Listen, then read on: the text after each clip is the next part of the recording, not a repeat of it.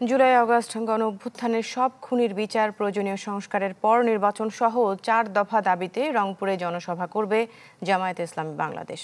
দুপুরে রংপুর জেলা স্কুল মাঠে শুরু হবে জনসভার মূল আনুষ্ঠানিকতা। এতে 2 লাখ মানুষের সমাগম হবে বলে আশা দলটির নেতৃবৃন্দের। এতে প্রধান অতিথি থাকবেন জামায়াতে ইসলামের আমির ডাক্তার শফিকুর রহমান। 17 বছর পর এই জনসভা হওয়ায় উচ্ছ্বসিত নেতাকর্মীরা দূর দূরান্ত থেকে জনসভায় আসতে শুরু করেছেন বিভিন্ন শ্রেণী পেশার মানুষ। এই জনসভার মাধ্যমে রাজনৈতিক অঙ্গনে নতুন বার্তা দিতে চায় জামায়াতে ইসলামী। বলছে এটা একটি বৃহত্তর আন্দোলনের সূচনা।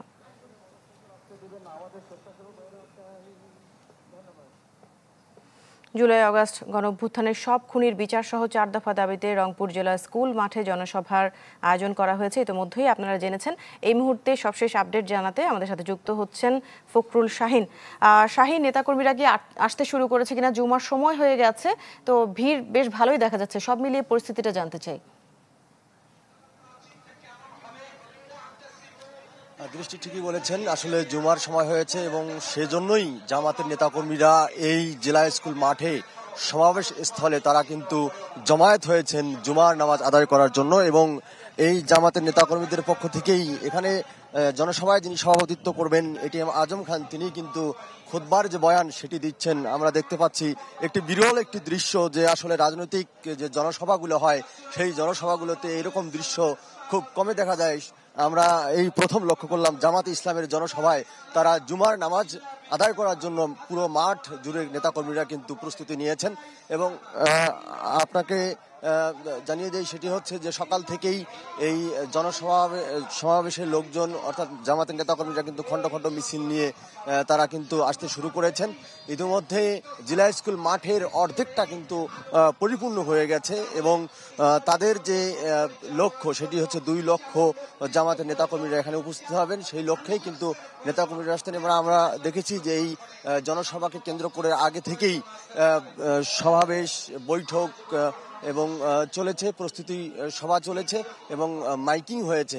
এবং আজকের যে জনসভা সেটি কিন্তু 17 বছর পরে রংপুরে তারা জনসভা, জামাত এত বড় আয়োজনে জনসভা করছেন এবং এখানে সভাপতিত্ব করবেন রংপুর মহানগর জামাতের যে আমির এটিএম আজম খান, তিনি সভাপতিত্ব করবেন এবং এখানে প্রধান অতিথি থাকবেন ডক্টর শফিকুর রহমান জামাতের আমির। এবং এছাড়াও এটিএম আজাহারুল ইসলাম, তিনি এখানে প্রধান বক্তা হিসাবে বক্তব্য দেবেন। এবং আমরা দেখেছি যে সকাল থেকেই এখানে জনসভা স্থলে বিভিন্ন রংপুর বিভাগের বিভিন্ন জেলা থেকে, বিভিন্ন থানা থেকে, বিভিন্ন উপজেলা থেকে, বিভিন্ন ওয়ার্ড থেকে নেতাকর্মীরা তারা কিন্তু খণ্ড খণ্ড মিছিল নিয়ে তারা কিন্তু এসেছেন। এবং এই জনসভাকে কেন্দ্র করে আমরা নগরীতে একটি সাজ রব লক্ষ্য করেছি। আমরা সকাল থেকে দেখেছি যে জামাতের যে স্বেচ্ছাসেবকরা আছেন তারা কিন্তু নগরীর বিভিন্ন মোড়ে মোড়ে অবস্থান নিয়ে তারা শৃঙ্খলার দায়িত্ব পালন করছেন। এই জনসমাবেশ যেন সুশৃঙ্খলভাবে পালিত হয় সেজন্য কিন্তু তারা দায়িত্ব পালন করছেন। এবং এই জনসভাকে কেন্দ্র করে বেশ কয়েকদিন ধরে কিন্তু উজ্জীবিত এই জামাতের নেতাকর্মীরা। তো একটু পরেই, নামাজের পরেই আসলে মূল আনুষ্ঠানিকতা শুরু হবে এই জনসভার। তো এই ছিল এখানকার সর্বশেষ দৃষ্টি। শাহিন, ধন্যবাদ আপনাকে আমাদের সাথে যুক্ত হওয়ার জন্য। পরবর্তী আপডেটের জন্য আমরা ফিরবো আবার আপনার কাছে। চলমান মব জাস্টিস পরিস্থিতিতে নির্বাচন কেন, এমন প্রশ্ন তুলেছেন জামায়াতে ইসলামের আমির ডাক্তার শফিকুর রহমান। নীলফামারীর সৈয়দপুর বিমানবন্দরে এমন প্রশ্ন তোলেন তিনি। লালমনিরহাটের পাটগ্রামে মব সহিংসতার উদাহরণ দিয়ে বলেন, নির্বাচনী পরিবেশ তৈরির জন্যই সংস্কারের প্রস্তাব এসেছে। অবশ্যই সংস্কারের পর ভালো নির্বাচন করতে হবে। বলেন, জামায়াতে ইসলামী সবসময় মবের বিপক্ষে।